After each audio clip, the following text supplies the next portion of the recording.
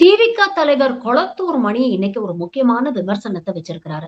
அதாவது ஆதிக்க சாதிக்காரர்களே அந்தந்த மாவட்ட அமைச்சர்களாக உள்ளனர். அதனாலதான் சாதிய ஆணவ படுகொலைகளோ இல்ல வன்முறையோ நடக்கும் பொழுது அவங்க தைரியமா இருக்கிறாங்க. நம்ம சாதியை சேர்ந்தவர் தான் அமைச்சரா இருக்கிறாரு. அதனால நமக்கு பாதுகாப்பு கிடைக்கும் அப்படிங்கிற தைரியம் தான் இது போன்ற தவறுகளை தூண்டுகிறது. அப்போ இதை முதலமைச்சர் கவனத்தில் கொண்டு சரியான நடவடிக்கை எடுக்கணும் அப்படிங்கிற ஒரு விஷயத்த சொல்லியிருக்கிறாரு. கொளத்தூர் மணியுடைய இந்த கருத்த பத்தி நீங்க என்ன நினைக்கிறீங்க? உங்க கருத்துக்கள பதிவு பண்ணுங்க. நீங்கள் பல வகையில் சிறப்பான ஆட்சியை கொடுத்திருந்தாலும் இந்த வகையில் ஏன் உங்கள் கவனம் குவிய மறுக்கிறது? ஆணவ கொலைகளை செய்தால் அவர்களுக்கான தண்டனை கொடுக்கப்படாமல் இருப்பதற்கு காரணமே ஆதிக்க ஜாதிகள் தான் அந்தந்த மாவட்டத்தின் அமைச்சராக இருக்கிறார். தங்கள் ஜாதிக்காரனை எல்லா அலுவலகங்களும் நிரப்பிக் கொள்கிறார்கள். அவர்கள் அக்கறை காட்டுவதில் ஜாதியவாதியாக இருக்கிறார்களே தவிர அரசு அலுவலர் என்ற சிந்தனையே அவர்களுக்கு கிடையாது. எனவே எதை செய்தாலும் நம்மால் தான் அமைச்சர் பார்த்து கொள்வார் என்று திமிரோடு செய்கிறார். இதையெல்லாம் கவனத்தில் எடுத்துக்கொண்டு முதலமைச்சர் அதற்கான நடவடிக்கை எடுக்க வேண்டும்.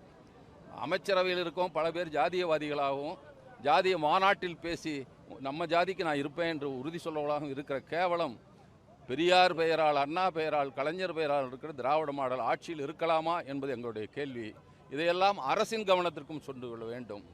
முற்போக்கு சிந்தனை கொண்டு இளைஞர்கள் வளர்ந்து வருகிறார்கள். தமிழ்நாட்டில் மட்டுமல்ல, பண்டை மாநிலங்களில், அண்டை நாடுகளில் வேலைக்கு போகிறார்கள்.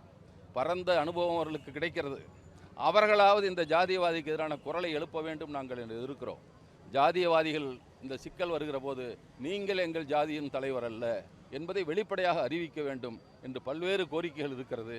இருந்தாலும் ஒன்று, இருக்கிற சட்டத்தை முறையாக நடைமுறைப்படுத்துங்கள். அதற்கு தடையாக இருக்கிற அதிகாரிகள் மீது நடவடிக்கை எடுங்கள். கட்சியின் பெயரால் ஆட்சியில் அமர்ந்திருக்கிற அமைச்சர்கள் கூட ஜாதியவாதாக இருப்பதை நீங்கள் கட்டுப்படுத்துங்கள் என்ற கோரிக்கையோடு தான் இந்த ஆர்ப்பாட்டத்தின் பல்வேறு கோரிக்கைகள் அடக்கி இருந்தாலும் சுருக்கமாக இவைதான் நோக்கம் என்று சொல்லி அதற்கு நீங்கள் அனைவரும் இதை பரப்புவதன் மூலம் ஒத்துழைக்க வேண்டும் என்று கேட்டுக்கொள்கிறோம்.